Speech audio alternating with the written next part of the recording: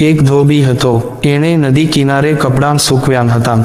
એક સાધુ પોતાની મસ્તીમાં ચાલતો હતો, તેથી તેનો પગ કપડાં પર પડી ગયો. કપડાં મેલાન થઈ ગયા. ધોબીના ગુસ્સાનો પાર ના રહ્યો. એણે સાધુને લાફો મારી દીધો અને સાધુને ગાળો બોલવા લાગ્યો. સાધુ પણ ગુસ્સા પર કાબૂ રાખી શક્યા નહીં. એણે પણ ધોબીને ધોબી પછાડ આપી. ધોબીનું શરીર કસાયેલું હતું, એ તો સાધુ પર તૂટી જ પડ્યો.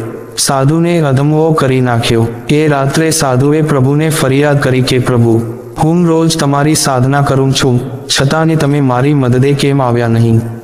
પ્રભુએ કહ્યું, હું તારી મદદે આવ્યો હતો, પણ મને ખ્યાલ ના આવ્યો કે આમાં સાધુ કોણ છે અને ધોબી કોણ છે.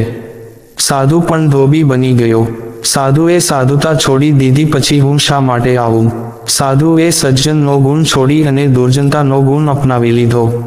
એટલે હું ઓળખી શક્યો નહીં. ઓળખ ગુમાવશો તો બધું ગુમાવશો.